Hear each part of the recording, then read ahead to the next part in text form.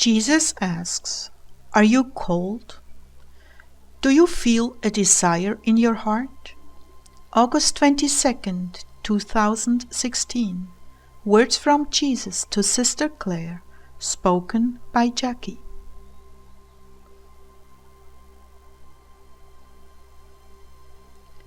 Clare began, "The Lord is passionate about being with you, Heartdwellers. He took me to task today because I was going to forgo the message. But through my husband Ezekiel, he let me know he was not pleased with my decision. So here I am, still stinging a bit, but ready to obey." Jesus began, "Please don't be upset with me, Clare. I just want to see a little more consistency, because I do want to minister to these souls, and I count on you to deliver it in a timely fashion." "I'm sorry, Lord. I will do better with your help." "Thank you. I knew you'd say that. Some of these souls are starving to death for a word of encouragement. Some are so devastated by churches and church people that they are about to give up on me. I sent them here to be loved." Many stay in the background, just observing how others are treated, biding their time and coming forward when they are comfortable doing so. I need for you to be faithful for them all.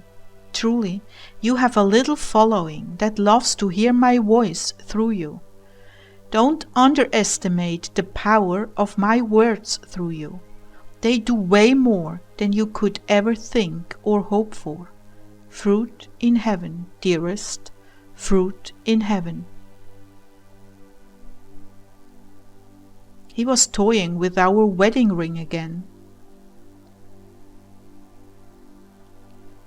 "Oh, my little Clare, you just have no idea. And for now it is better this way, it really is. But I do have a word for tonight. I want everyone who is serious about me on this channel to move forward without looking back. Even as I told you earlier, no one is worthy of me who puts his hand to the plow and then turns around to look back. I want you all to press in. I'm telling you this for your own good. This is a steep, upward climb, and you cannot afford to fall behind. I have plans for you, my Heartdwellers. I have plans. Many of you have been aching for the gift of healing and other gifts to bring relief to the suffering. I am preparing you for these gifts. Everyone loves to look at those who are front runners in ministry, but little do they realize exactly how much it costs them. For those of you who are truly committed to me, you are going to find out. Clare and Ezekiel have suffered much to be in this position with me, and yet they too are hungry to grow and be of more service in my kingdom.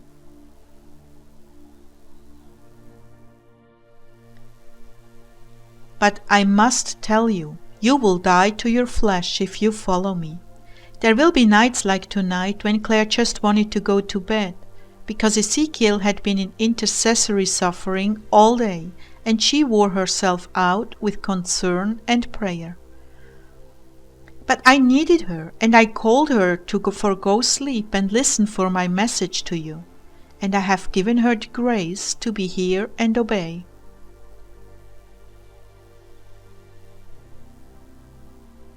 There are times when you would rather write someone off, but I will ask you to go the further mile to restore peace, even though you are not in the wrong.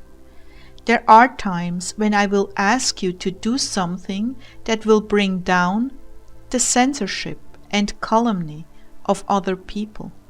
You will lose face with them and lose friends and relatives. You will have to choose between them and me. There will be times of reproof and correction, even humiliation. Will you keep going for me when you've been embarrassed by my word? Will you continue to follow me if your spouse threatens to leave you? What did I say? He who loves father or mother more than me is not worthy of me, and he who loves son or daughter more than me is not worthy of me. And he who does not take up his cross and follow me is not worthy of me. He who has found his life shall lose it, and he that has lost his life for my sake shall find it. That's Matthew 10:37-39.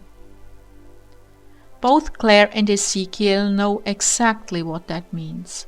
They have both lost spouses and children who did not understand what it means to belong to me. I am not suggesting you make any rash moves, but I'm warning you that it may come to that. If it does, it will be painfully clear that you cannot continue on in that relationship. There will be no mistake about it. Some of you are called to remain and endure unjust persecution from your spouses, and offer it to me for their hardened hearts. This will cost you much. You ask, where's the joy in all this? The answer is simple. It is an interior joy. The joy of me living, moving, and breathing life through you to others. It is the interior life, way below the surface of the ocean, where the squalls and storms do not toss you to and fro as they do on the surface of the water. No, here at this depth we are swimming in together. There is joy, there is peace, there is a happiness and satisfaction no one at the surface can enjoy. It's a hidden joy that few truly see, but is evident by your calm nature as you take things in stride, knowing that the only thing that matters in your life is my approval of you. This is not for everyone. Count the cost. But if you are longing for the life of the first apostles, reflect on what they suffered and gave up to serve me. How will you know I'm calling you to this? You will find that nothing in this world can satisfy you. No matter how much of me you have, if you are holding back, you will not be happy. You will want more and more and more. This is where most stop. A certain man was preparing a great banquet and invited many guests. At the time of the banquet, he sent his servant to tell those who had been invited, "Come, for everything is now ready." But they all alike began to make excuses. The first said, "I have just bought a field, and I must go and see it. Please excuse me." Another said, "I've just bought 5 yoke of oxen, and I'm on my way to try them out. Please excuse me." Still another said, "I just got married, so I can't come." That's Luke 14:16-20. And so they sell their lives short, always wondering what it would have been like to follow me wholeheartedly when I made the first invitation. Wow, I did that. I missed your first invitation. The next 2 years were terrible, lukewarm, and filled with remorse that I passed by an opportunity to truly live for you. But when I finally got that second chance, wow, never in my life have I had more of you.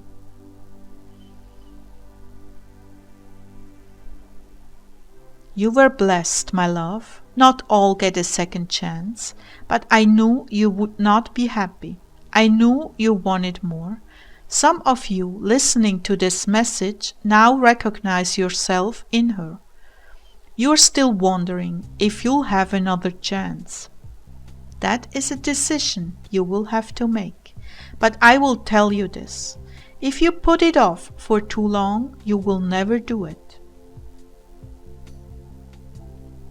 Many give me the dregs of their lives, the leftovers. Yes, I'll take that. I'll take whatever you want to give me, but you will wish you had made that decision when you were younger. Some of you are young and vigorous and looking forward to a well-paying career after university studies. I will warn you now, if you survive in that climate, you may come out without any faith at all. Some of you may choose a Bible school and study to be a pastor, having an eye on a well-paying job and insurance, etc. You are still thinking like the world. If you want to follow me, you will have to follow your heart. None of my apostles were educated except the one who betrayed me. That should tell you something. Everything in the Gospels is an allegory for your present day. The men who most succeeded with me were simple men of heart and on fire. They fell in love with me and wanted only what I had to give them.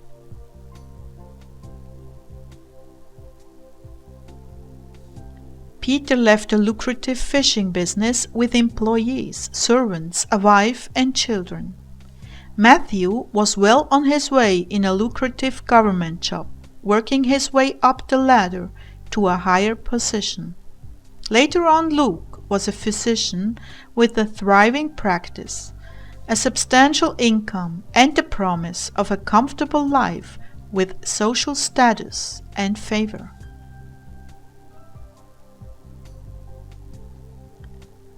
All these men had worked hard to get themselves into a secure position with the promise for a good life. All of them recognized the pearl of great price, turned their backs on the world, and followed me. And what about you? Who do you say I am? What does my invitation mean to you?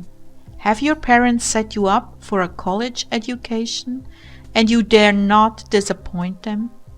Do you go to college class after college class, coming away, feeling like you're wasting your time and moving in the wrong direction? Well, you probably are if you feel that way. So what must you do to follow me? Like the rich young ruler, go sell all you have, give it to the poor, then come and follow me, just like in the beginning. And where do you go? Wherever my Spirit is moving, wherever miracles are being done in my name, wherever people are risking their lives to bring the gospel, wherever your heart leads you, because I dwell in your heart, and I advise you from your heart. I put my desires for you in your heart, which are truly your desires. Yes, you can choose Bible college, but I'll ask you this. What do you want to learn? All about the Bible and how to run a church, or my ways? You will not learn of my ways until you go out among the people and learn to identify with their sorrows and successes. You will only learn to love as I loved when you go out among them, living as they live, being there in all the diverse situations of life they encounter with me, only as their helper.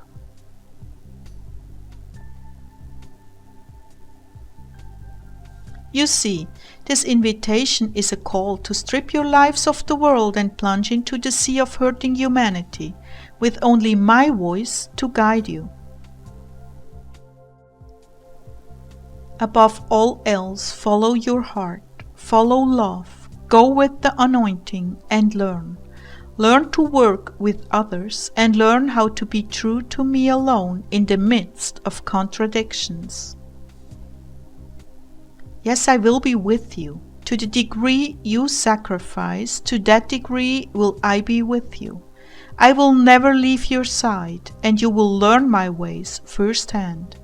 The only requirement is the desire to love me and love your brother. You may not be there yet, but if that's the passion of your heart, I've put it there, and I will bring it to pass. Deny yourself, pick up your cross, and follow me.